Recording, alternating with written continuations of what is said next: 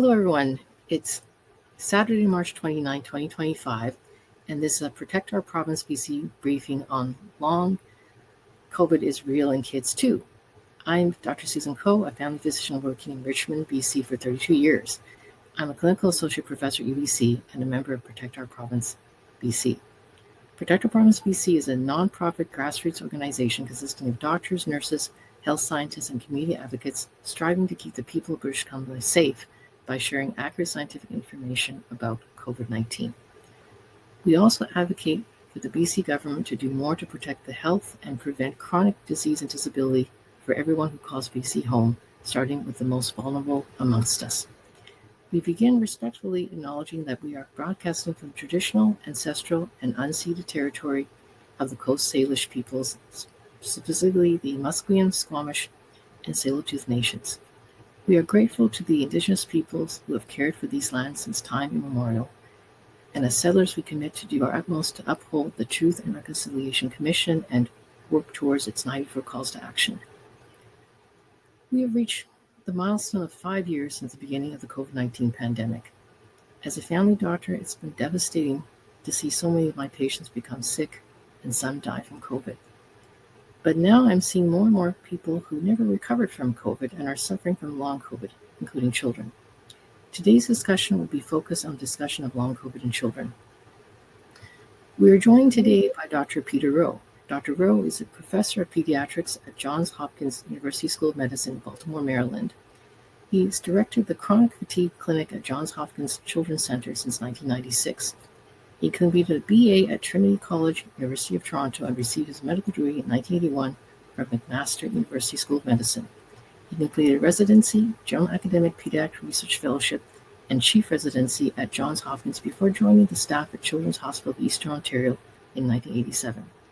In 1991, he returned to Johns Hopkins, where he has worked ever since. His research has emphasized the importance of a variety of physiological risk factors for ME/CFS, including orthostatic intolerance and joint hypermobility. He has authored over 90 scholarly papers on aspects of fatiguing illnesses, and his book, Living Well With Orthostatic Intolerance, was published in August 2024 by Johns Hopkins University Press. Dr. Rowe, thank you so much for joining us today. My pleasure. Thank you, Susan, for the invitation. I see you're a Canadian, but you have had such an interesting career in both Canada and the United States. As a pediatrician with a special interest in ME/CFS and orthostatic intolerance, what's your experience been with long COVID in children? Well, it has been there has been a huge influx of patients with chronic symptoms, many of whom meet the definition for what we now call ME/CFS, myalgic encephalomyelitis chronic fatigue syndrome. And there has been a bit of a silver lining in that if people realize you can get this sick after mild COVID infections, then the ones who developed ME/CFS pre-pandemic are being taken a bit more seriously. So it's sort of the benefit of such a horrific pandemic. But we're certainly seeing way more patients, or we're being asked to see way more patients than we can possibly handle. There's been a misconception during the whole pandemic that COVID was mild in children. Is this true? I think we all recognize that the children didn't get quite as sick as some of the people my age, right? That's understandable. But it's not like it was without its complications. And we all saw some children die of this illness with terrible acute respiratory problems, occasionally people with strokes, kidney failure, increased risk of diabetes. So there have been some consequences. One of the most obvious was the number of children who came in with a Kawasaki disease-like presentation that we now call MISC, with this hyperacute inflammatory response early in the post-illness period. So there are lots of patients who had long-term consequences just from the severe acute illness.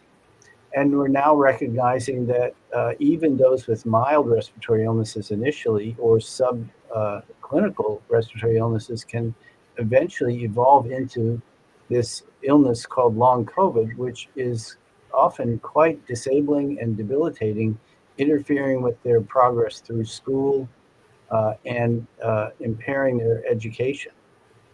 Mm-hmm. Now, that's really so true. Yeah. Now, we've also been seeing children who never recovered from COVID infections, now long COVID. We're seeing more and more of these cases, but can you tell us the current definition of long COVID in children and how it may differ from the adult definition?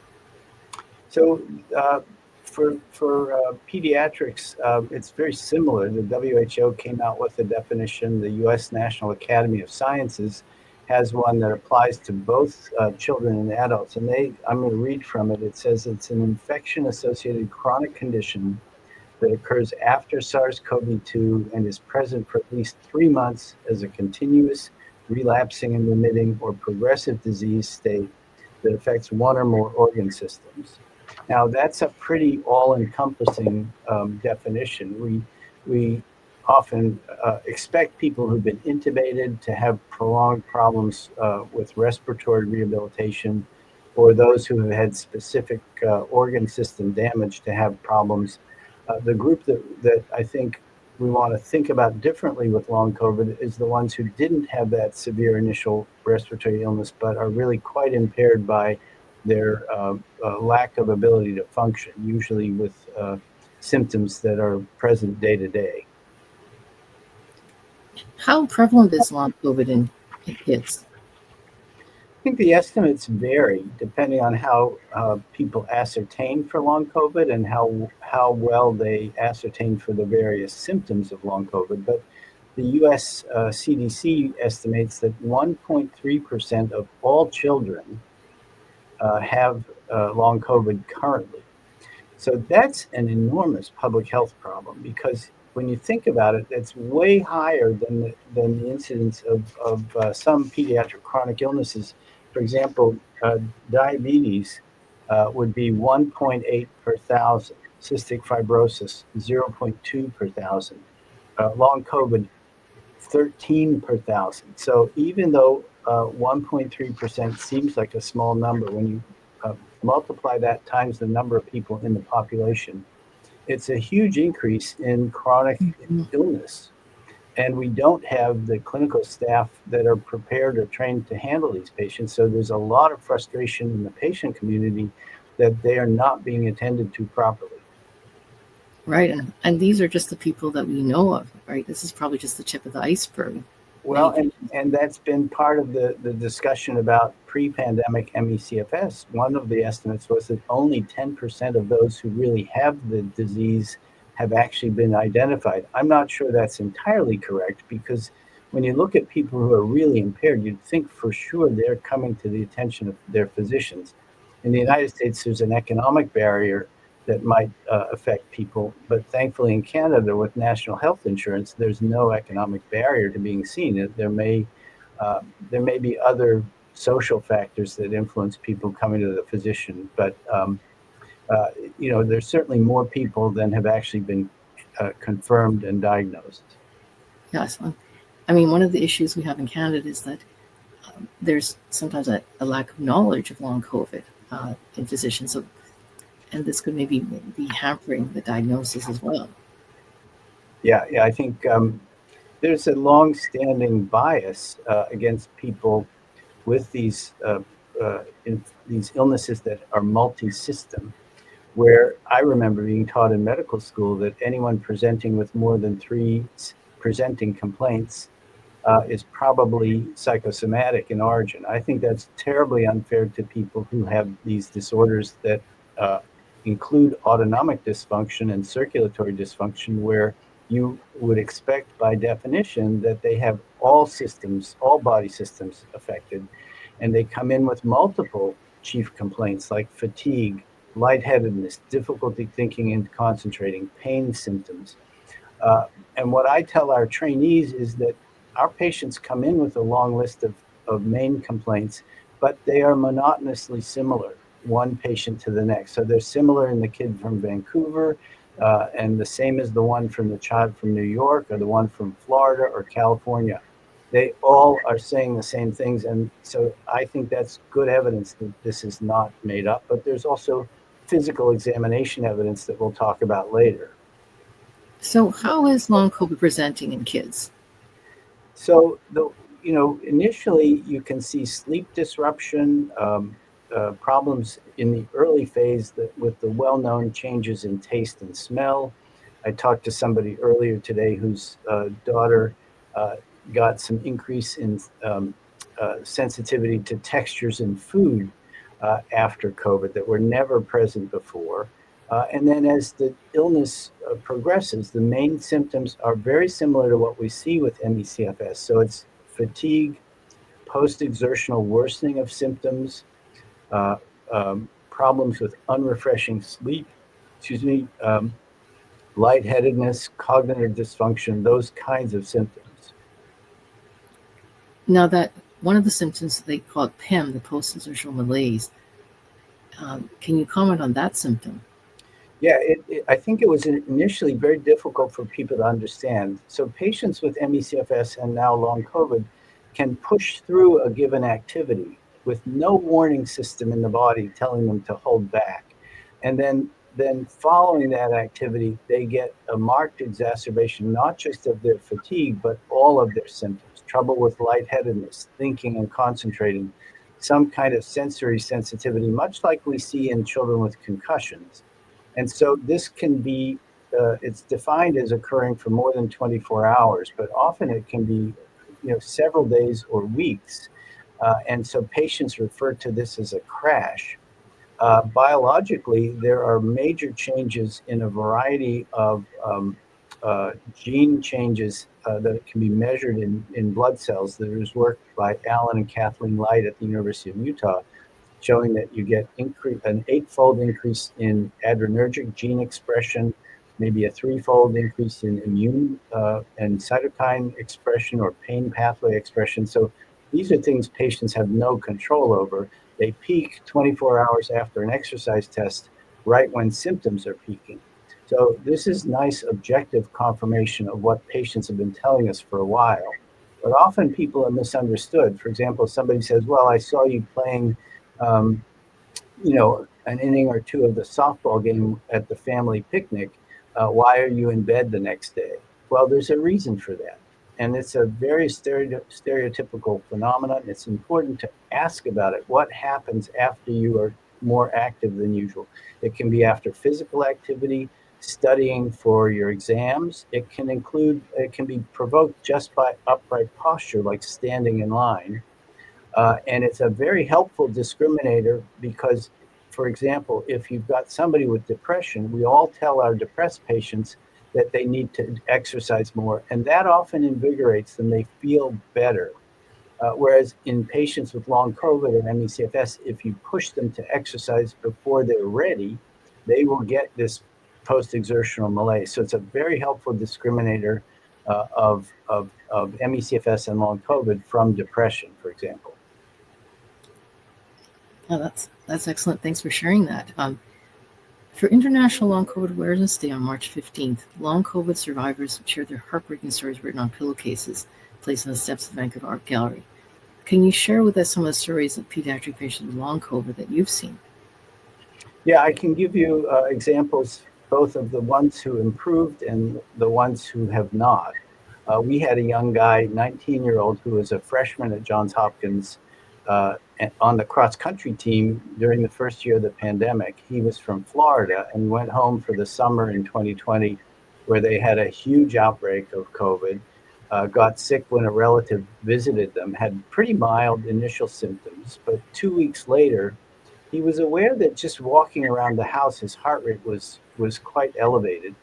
6 weeks after the onset, he was playing a game of cornhole in the backyard, basically horseshoes. It's nothing very strenuous. That drove his heart rate up to 170 beats per minute, and he was in bed for the next 3 days. Thankfully, his cardiac evaluations were normal. We saw him at the 3-month point and put him through a passive standing test where he stood leaning against the wall for 10 minutes. And here's this guy who's a fit athlete. His heart rate went from 59 supine to 129 standing with provocation of some of his symptoms. So we worked very carefully on very gradually trying to address his orthostatic intolerance, his other symptoms. Found a regimen. He was very allergic as a child, so he had some illness allergic inflammation. We treated him with some of the medicines we use for mast cell activation. So he's on H1 blockers, H2 blockers. We added naltrexone, which helped a lot. He had a bit of methylphenidate for the vasoconstricting effect. Eventually, a year and a half later, he was able to start walking around the campus. The first year of the illness, he was doing all virtual classes, had a lot of post-exertional malaise, and his heart rate would go up to 130 just walking around the block with his parents. But a year and a half in, he started feeling better, was able to begin into physical therapy, which we did very gradually. He did like 5 minutes on the bike twice a day for a month, and increased that to 10 minutes 3 times a week for a month, and very, very gradually tried to improve his activity without provoking post-exertional malaise. And the fast forward to 2024, he can now run again. He's working full time. He has a girlfriend. He's engaged with life again. It was a very gradual improvement. He's still on the medications that are controlling some of the aspects of his physiology, but he's the kind of success story that tells us it's worth treating these patients, even when we don't have a lot of guidance from randomized controlled trials. Conversely, we had a young woman from Ontario who had been studying in the United States, got her PhD, came to the Baltimore area to work in her dream job in late February 2020. The guy in the next office had COVID. She came down with it. And here's this woman who's a brilliant PhD analyst. 2 weeks into the illness, couldn't make out the numbers on her bank statement, had terrible brain fog, marked tachycardia, couldn't stand to microwave her food. She was so impaired. And when we finally tested her 3 months into the illness, her heart rate at rest was 89, which is a bit elevated, and it went up in 10 minutes of standing there to 166 beats per minute. Really quite an extraordinary rise in heart rate that she could not possibly have controlled. And unfortunately, despite our best efforts, she has been markedly impaired. She lost her visa coverage. She's had to return to Ontario, lost her dream job. All this woman wanted was to be able to do her work. And she even rigged up a thing where her computer screen was above the bed. Anytime she's sitting upright for 5 minutes, she gets mentally foggy. So she was lying flat in her bed trying to do some of her analyses. Anyone who tells me that she wants to be sick is itching for a fight. She really would like nothing better than to pursue her scientific career. That's the worst of what this pandemic has done to people. Yeah, that's such a sad story. Thanks for sharing that with us. But, unfortunately, we're seeing many patients like this now. And going back to, there was an August 2024 study in JAMA that talked about how sometimes young children can have slightly different symptoms in adolescence. And I've had 2 very young children, each 10 and 12. And after getting COVID, they've been getting this recurrent abdominal pain that doesn't seem to go away. Can you talk about that a little bit? Well, we often use the lessons from the pre-pandemic observations, the observations from people who had pre-pandemic ME/CFS. And one of the things that our studies have shown is that a proportion of patients can have a group of upper gastrointestinal symptoms that are characterized by a triad of symptoms of epigastric pain, reflux, and early satiety. So they sit down hungry, and 5 bites in, they're pushing the plate away. And those symptoms correlate with a delayed hypersensitivity to milk protein. It's not a true IgE-mediated allergy, so the patients don't recognize that milk is a problem for them. Symptoms come on maybe 4 hours after they've had milk intake. Very, very similar to the observations about milk in eosinophilic esophagitis. And Dr. Kevin Kelly, who made those observations initially, helped us understand that if we have a kid who comes in with burning esophageal pain at 2 a.m, ask them, what did you have for dessert? Was it a bowl of ice cream or milk and cookies? And when you take milk out of the picture for them completely, they Mm-hmm. usually have an improvement within 2 weeks. So if you're suspicious based on that triad of symptoms of epigastric pain, reflux, early satiety, put somebody on a milk-free diet and they're much better. Mm-hmm. That helps remove a lot of the background noise of these other symptoms and clarifies what you need to look at next. So it may not account for all of the kids who have abdominal pain, but Mm-hmm. it's another example of what we've learned from the past that if we can apply to the long COVID patients. Oh, that's fascinating. Yeah, thanks for sharing that. Um, the Canadian Pediatric Society released a position statement in November 2024, which listed many of the common symptoms of long COVID in children, such as postural orthostatic tachycardia, brain fog, and fatigue, under somatization disorders, which is really under the umbrella of psychiatric conditions. Can you comment on this? Well, I don't know how you can look at the evidence of the last 30 years in ME/CFS and somehow conclude that these are psychosomatic disorders. Um, I began my work in this as a general pediatrician looking at these kids anew, but in the early 90s, it was said that ME/CFS was psychosomatic. And I thought, well, let's see what happens when we put them upright on a tilt table. And they developed profound drops in blood pressure and elevations in heart rate at times that were simply not under their control. Some claimed that, oh, this is because they were deconditioned. The evidence that they were deconditioned is poor. And so that explanation, which again attempted to blame the patient, was inadequate. We next observed that we were seeing a marked increase in the number of patients who had joint hypermobility, which they'd had since birth. 60% of our ME/CFS patients have joint hypermobility compared to maybe 20% of healthy high school students. Those are going to be your swimmers, your gymnasts, your dancers, right? Where hypermobility is a trait that helps you. Somehow, though, it's a risk factor for developing ME/CFS, and we're now learning it's a risk factor for long COVID. People were not looking at that initially, but there are now several papers showing that it also applies to the long COVID patients. Again, they can't make that up. Then Mm-hmm. there's some studies from my Dutch colleagues, Linda van Kampen and Frans Visser, who use a Doppler probe to look at the blood flow through the internal carotids on each side and the vertebral arteries. They can add up the flow through those four vessels over a 2-minute span and tell you total cerebral blood flow. When you're supine, the ME/CFS and long COVID people are similar to healthy people. When you're tilted upright to 70 degrees for 30 minutes, healthy people get a 7% reduction in brain blood flow. The ME/CFS patients, whether pediatric or adult, have a 26% reduction in brain blood flow.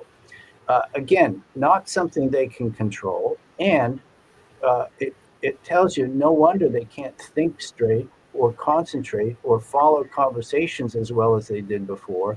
And no wonder they're lightheaded and tired. When you break down that 26%, about 58% of them have no demonstrable heart rate change or blood pressure drop, but they still have lots of orthostatic symptoms. So it's incredibly important not to dismiss them and to pay attention to what they're telling us about their trouble with quiet, upright posture, like standing in line, going to the store, taking a hot shower. So there are a lot of things that patients cannot possibly manipulate. You'd have to Mm-hmm. ignore a huge body of prior scientific evidence and clinical observations to claim that somehow this was psychosomatic. But I'm aware that both in Canada and the United States, people are trying to dismiss these orthostatic intolerance problems and circulatory dysfunction as somehow the patient's problem. I think that's called blaming the patient. Mm-hmm. Yeah, I totally agree. So, just to summarize, long COVID, just like ME/CFS, is a novel condition, and the symptoms that these children are experiencing are real. Absolutely correct. I think we have, I've been studying this for 30 years, and people often say, well, couldn't this be Munchausen by proxy? Isn't this the child making stuff up? It's a conversion disorder, the parent wanting them to be sick. I can tell you that as a very careful general pediatrician, I have never seen those problems in 30 years. The Munchausen by proxy kids tend to be infants and young babies. It's as rare as hen's teeth, and it doesn't have the consistency of symptom provocation or symptom presentation that these patients have, right? So it doesn't fit epidemiologically, it doesn't fit clinically. We just don't see that. So the notion that this is all behavioral is really flawed. The other point of that is that in the early days, people used to say cognitive behavioral therapy is curative. It's not curative. It helps some of us cope. I'm sure it would help me if I had somebody on my shoulder saying, hey, don't stay up late and watch the Blue Jays beat the Orioles on TV. You've got an interview tomorrow. That would probably help me function better. We all could improve a little bit with cognitive behavioral therapy, but it's unfair to CBT to suggest that it's curative of a problem this consequential that is multi-system in origin. Thank you very much for clarifying this. That's really, really helpful. Thanks. Yeah. You've been working as a pediatrician with specialization in ME/CFS, and many scientists have seen parallels between long COVID and ME/CFS. Can you explain this? Well, so ME/CFS can be triggered by a huge number of infections. The one we know most about, at least pre-pandemic, was EBV infection. And most of the cohort studies that followed people with acute EBV would find that 10 to 13% of patients with acute EBV would go on at 6 months to meet the criteria for ME/CFS. But you can see the same thing after influenza, Giardia, parvovirus, a ton of other infectious agents. It seems to be that the case that the infection is a hit and run phenomenon. It causes some other process to be activated and never shut down. We don't know what that is. People speculated that with EBV, it was some sort of personality trait. Turns out that there's no personality trait that makes you more predisposed. It's the severity of your initial EBV. COVID is really interesting because you can get it, certainly get it after a severe COVID infection, but we're also recognizing that you can get it after mild or subclinical infections. We used to think you could get ME/CFS insidiously without any infectious trigger, but it may be that all of them are triggered by an infection, but we don't recognize all of the initiating illnesses. By 6 months, though, even though you might have some peculiar features of EBV initially with a sore throat, maybe an enlarged spleen, or with COVID, you'd have the taste and smell problems. By 6 months, they all look like our pre-pandemic ME/CFS patients. So there's this, again, tremendous consistency in the clinical presentation of people with long COVID who are quite impaired. So we've discussed postural orthostatic tachycardia as a common symptom of long COVID, and this, of course, is your area of special interest. Can you explain what kind of simple tests can be done to diagnose this? Sure. We in our initial work in the early 1990s, we did tilt table testing where you've got a motorized table with a footboard for weight bearing. The person is strapped in so that if they lose consciousness, they don't hurt themselves. Table's brought upright for 45 minutes or so, and you see what happens. We learned over time that that's not only an expensive test, but it often has a long waiting period. And so rather than delaying the diagnosis, we now use a thing called a passive standing test. We have people lying flat for 5 minutes. We stand them up so they're leaning their upper back against the wall, feet are a couple of inches away from the wall. We don't want them fidgeting and moving around, but we're looking at their heart rate and blood pressure changes each minute, and very importantly, at their symptoms, because the average healthy person ought to be able to stand for 10 minutes and just be bored. Our patients with chronic fatigue as a presenting symptom often have increased fatigue, worse lightheadedness, trouble thinking, headaches, warmth, sweating. Again, a group of consistent autonomic symptoms provoked by the test. So that provides justification for treating them, even if they don't meet criteria of a 40 beat increase in heart rate that is needed for the diagnosis of postural tachycardia syndrome. Like the adult study I mentioned earlier, not everybody with orthostatic intolerance and low cerebral blood flow has demonstrable heart rate and blood pressure abnormalities, But if they're having symptoms, we need to pay attention and to address those. Thanks for telling us about this. And I think we're going to have a link for how this test can be performed at the end of this interview. So, yeah, great. So moving on to testing and prevention of long COVID in children. Currently, are there any established diagnostic tests for long COVID in children? It's the same as for pre-pandemic ME/CFS. There's no single diagnostic test that you can use. It's all a matter of paying attention to the clinical presentation, the multi-system presentation, and most people with chronic fatigue also have orthostatic intolerance. So pay attention to whether they can stand in line at the store. We often joke with our trainees that if you've got a patient who can't go to the shopping mall, you've got an organic problem until proven otherwise. And our patients with ME/CFS and long COVID can't tolerate more than 5 minutes of quiet ambulation at the mall.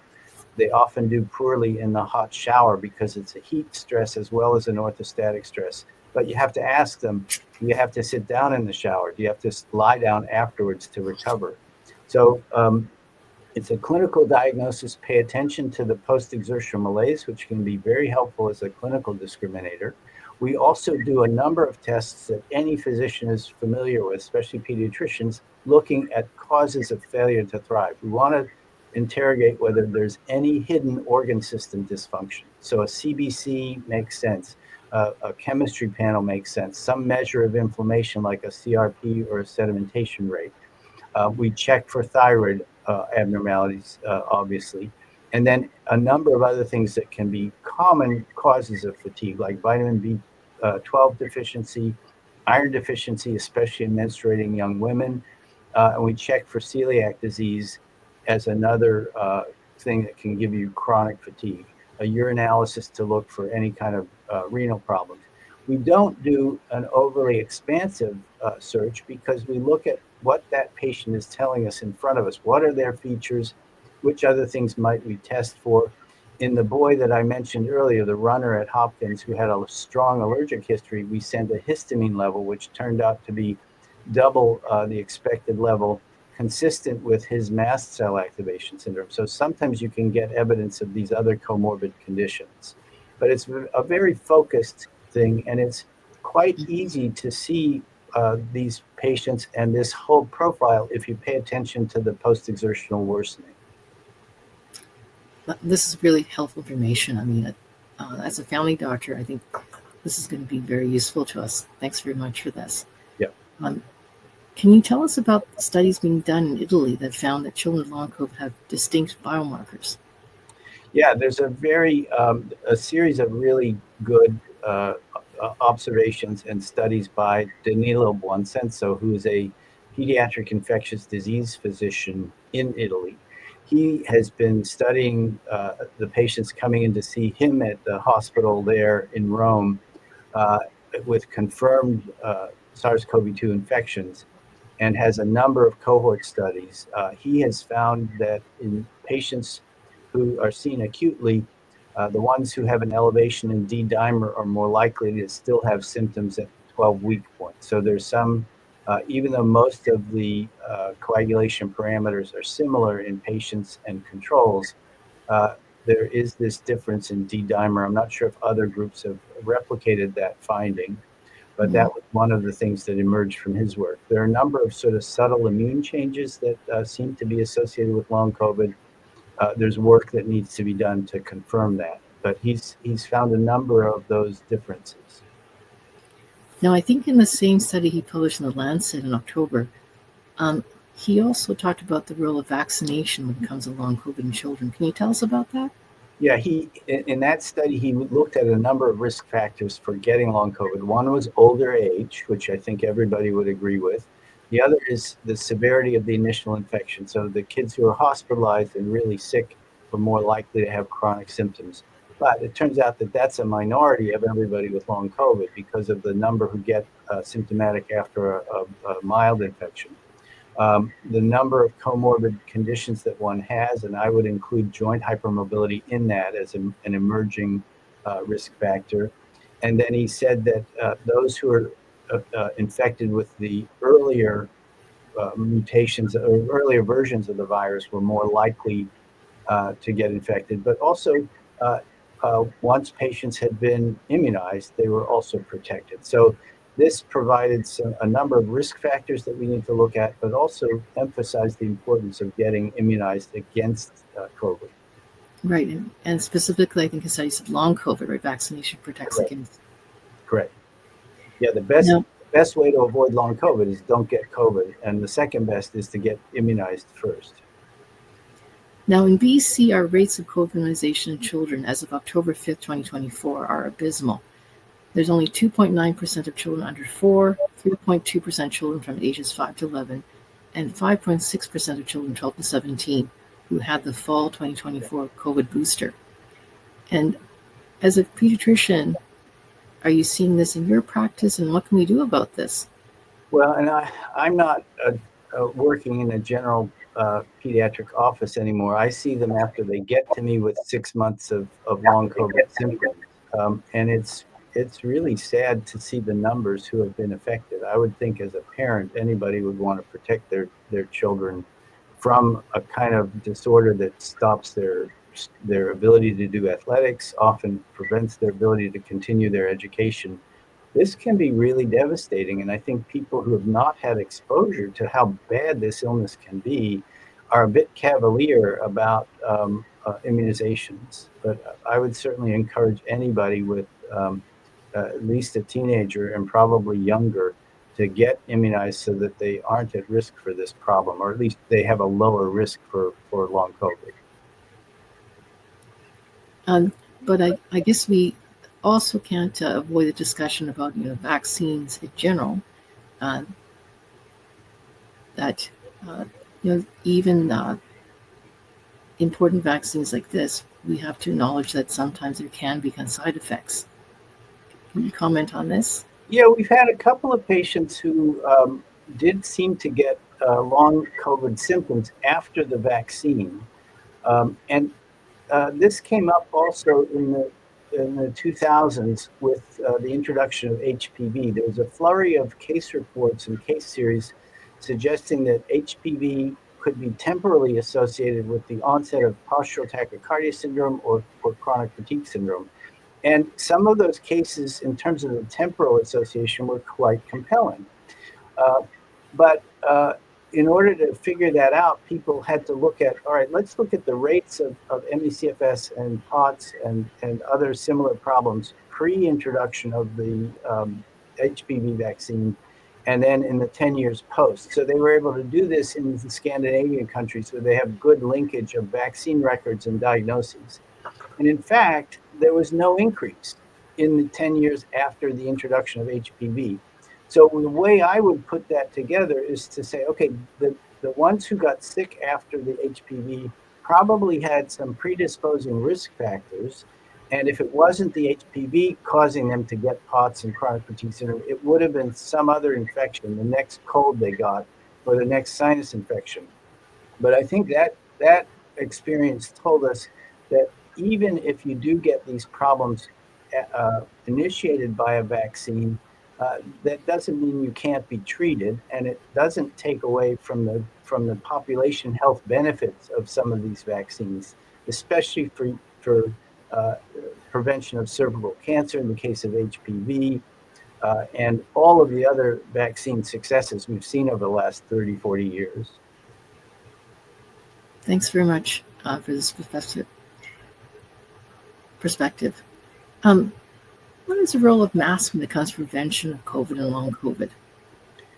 Yeah, I think people have seen that, wearing masks, they get fewer respiratory illnesses, they're less likely to get COVID in the first place. We've supported that. We've tried to make sure that, especially during times of peak respiratory seasons, people are out wearing their masks. I don't quite understand the sort of antipathy towards the masking, but that's certainly been a political hot potato, at least in this country. Yeah, I mean, in Canada as well, there was articles claiming that masks cause speech delay in children. There are associated with mental health issues. Can you comment on these kind of reports? I think you have to look at the source of these reports, and there's certainly a strong anti-science bent in the United States right now. And if you look at those claims carefully, there's an old line that one of the people who wrote in clinical epidemiology used to say is that often you have to read the published literature critically, if not biblically, because what the conclusions giveth, the materials and methods taketh away. I love that quote in terms of just make sure you know where this is coming from. Is it from one of the anti-vaccine lobbies, the anti-science lobbies, somebody else? It makes no sense to me that the children would somehow have their language development interfered with by a mask. I'll have to remember that quote. That's an excellent quote. So, as a family doctor with 32 years, we know schools are a major source of transmission of all infectious diseases. But during the COVID-19 pandemic, some of the public health officials in the US and Canada were telling us that school transmission of COVID was low. Can you comment on this as a pediatrician? I mean, if your eyes were open, you saw that once you had COVID in the schools, everybody was going to get it. I mean, it was not a surprise. And the same thing happens with every other infectious illness. Once the influenza starts. So I don't know. I think, again, the school closure issue was politicized and not informed by real evidence. During the COVID-19 pandemic, we've seen tripledemics of COVID, influenza, and RSV overwhelming emergency departments. And some physician groups have blamed this on immunity debt, the hypothesis that suggests the human immune system loses efficiency if it's not routinely being challenged or infected by contagious diseases. What do you think about this concept of immunity debt?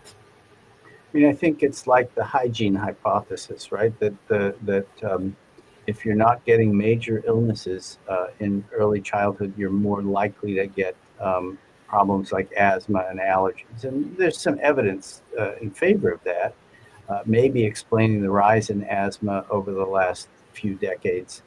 But I think this notion that we should allow kids to get some of the major illnesses that we used to see in the past is insane. We've seen such an improvement in the health of children from vaccines against polio, measles, especially H. flu B and meningitis and pneumococcal illness. I asked one of our residents, I was giving a talk to 3 other people rotating on our adolescent medicine month, how many of them in their second year of residency had seen a case of meningitis. And I remember in the early 1980s when I was a trainee, we always had 5 or 6 children on every ward in the hospital recovering from meningitis. So it would be unheard of for people in that era not to have seen epiglottitis, not to have seen meningitis. This second-year resident at our hospital, which is a pretty big place, had seen 1 case. The other 2 had not seen a single case of meningitis. If that's not a celebration of the efficacy of the vaccines that we have, I don't know what is. Mm-hmm. These are fatal illnesses, and we're now seeing there's a big outbreak of measles in the United States that has killed children that would otherwise have been fine had they been immunized.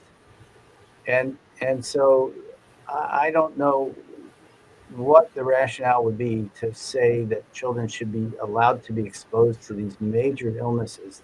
People will die if that's the case. I could not agree more. Thanks very much for sharing this. Yeah. So moving on to treatments for long COVID. Are there any current treatments for long COVID in children? Well, as it was for pre-pandemic ME/CFS, there's no single drug that has been found to be universally effective.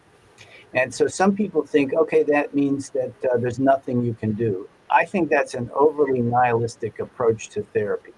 And what we do have that is available for long COVID patients is specific symptom-based therapies.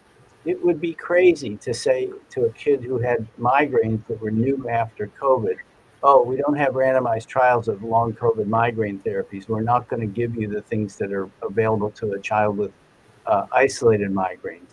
But so we can use the drugs that we know can help with headaches, with orthostatic intolerance, with menstrual dysfunction, which often is bad when people have orthostatic intolerance, we can treat them with things that are known to help with anxiety if it's present, with depression if it's a secondary phenomenon from all of the impairment in function.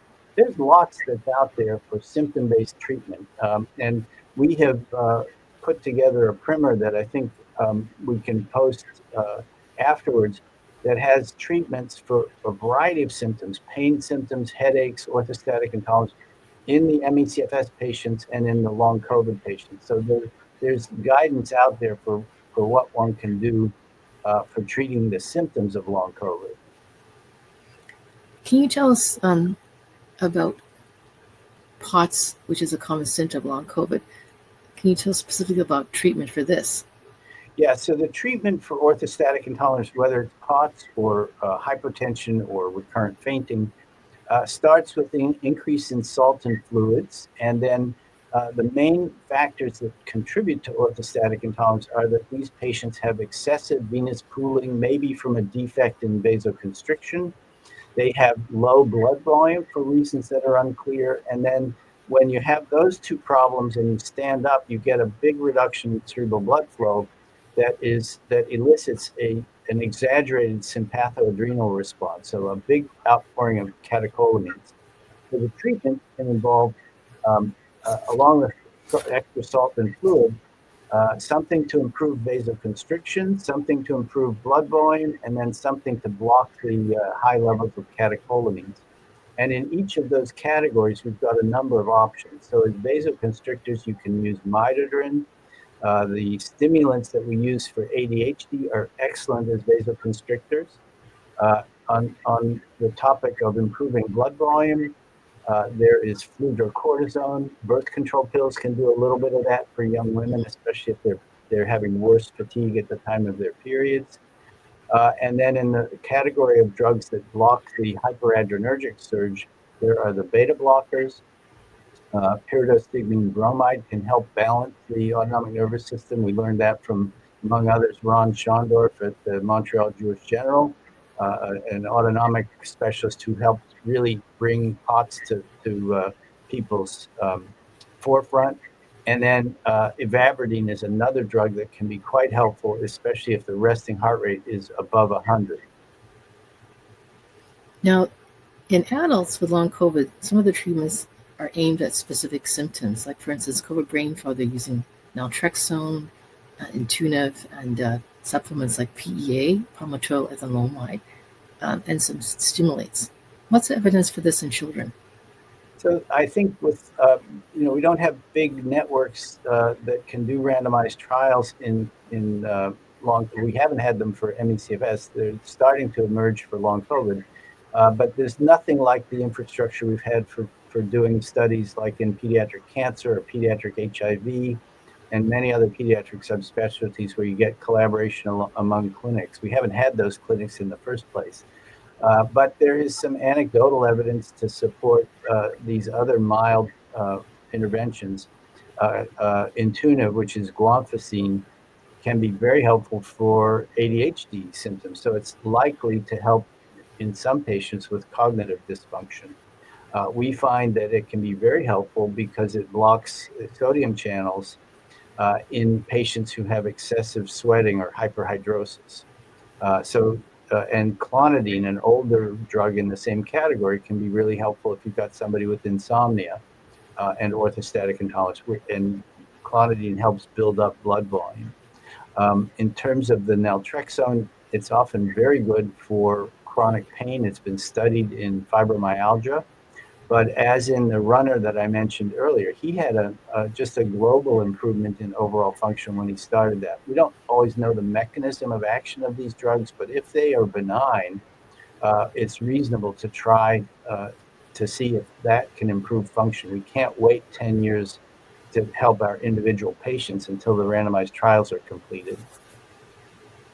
Yeah, I agree.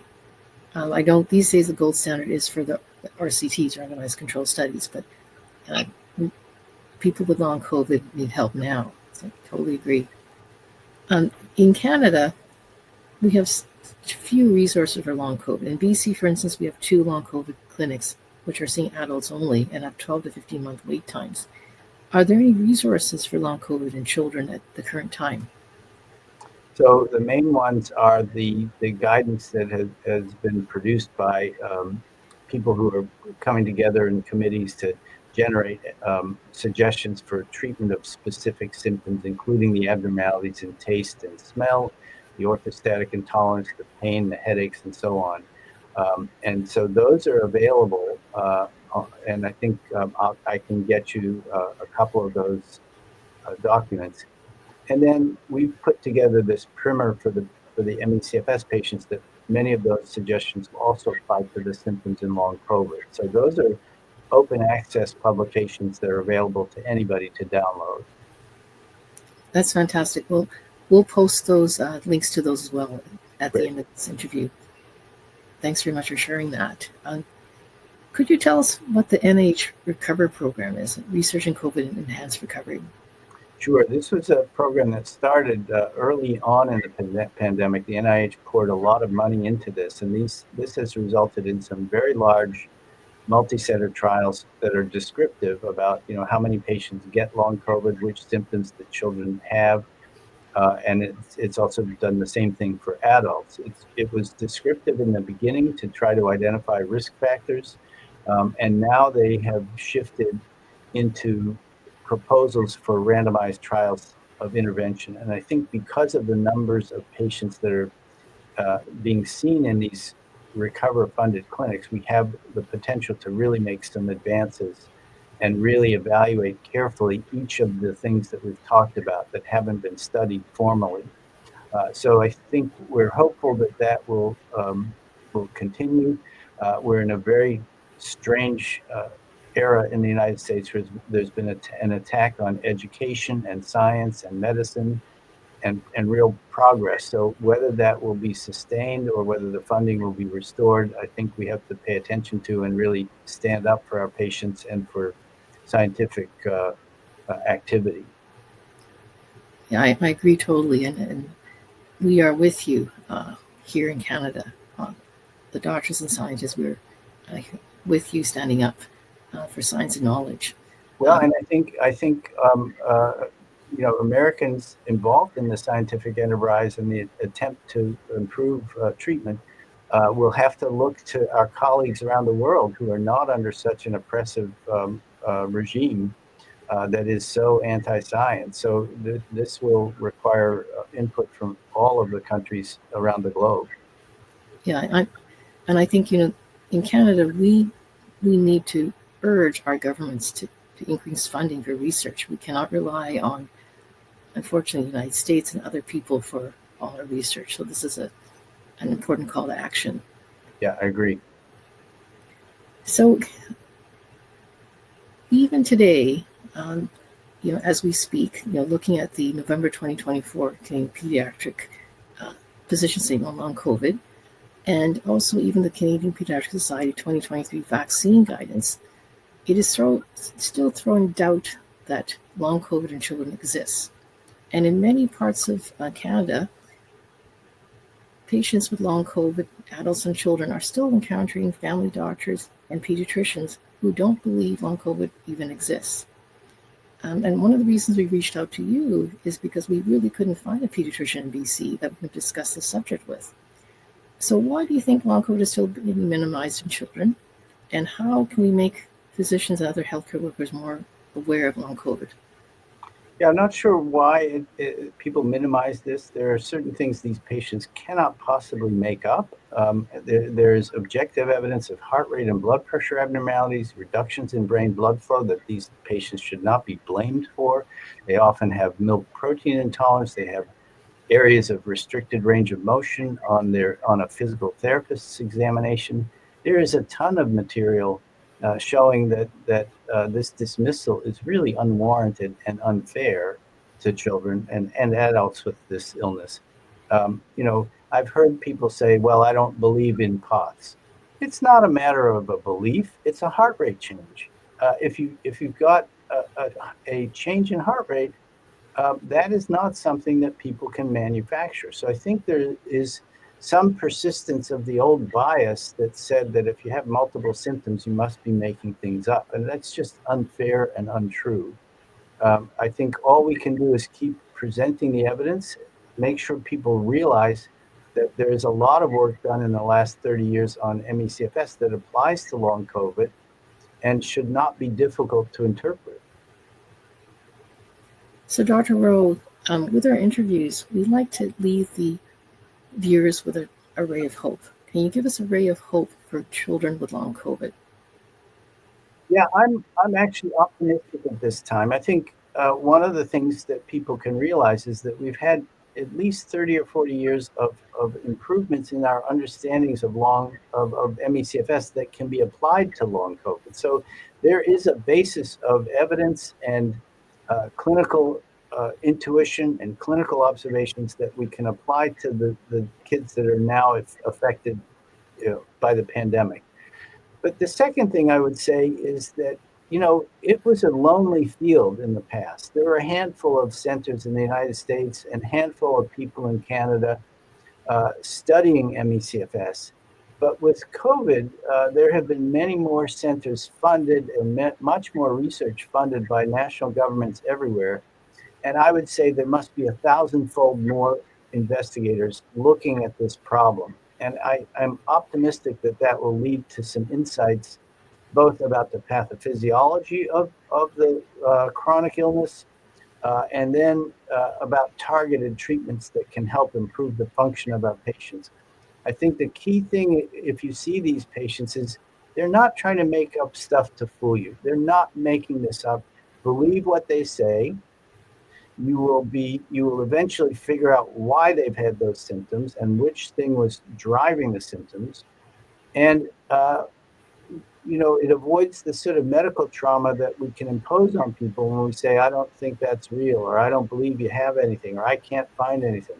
How about saying, this is an uncertain illness. I need to learn more about it.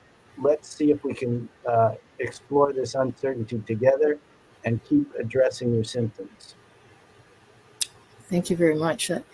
And thank you so much for sharing your vast experience of ME/CFS with us and in regards to long COVID. It's very, very helpful information. Thank you so much.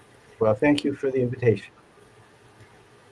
After the 1918 flu pandemic, the full effects of influenza were not apparent until 60 years later. Children who had the flu did not grow as tall and did not achieve as high levels of education. And as adults, they had much higher rates of heart disease, diabetes, and Parkinson's disease. At year 5 of the COVID pandemic, we're already seeing over 6 million children with long COVID in the US. In Canada, we do not know the exact numbers. Dr. Rachel Gross, the lead researcher of the August 2024 study of long COVID in children, believes that because COVID infections in children occur at a critical time in their growth and development, these children with long COVID have a high risk of long-term disability.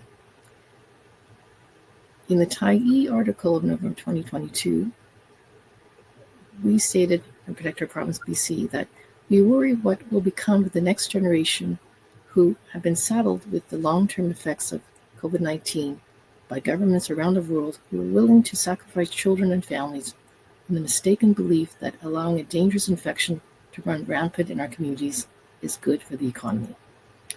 We need governments to act now to promote more awareness of long COVID in healthcare workers and the general public, as well as to fund more resources and research for long COVID in children and adults.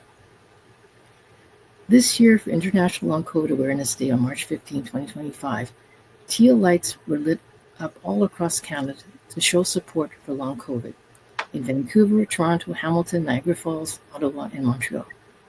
These lights give us hope that people all across Canada are believing that long COVID is real. We'd like to thank again Dr. Peter Rowe for joining us today for this interview, and Kara M. for her technical support. And we'd like to also thank all of our listeners for taking time to listen in on this interview.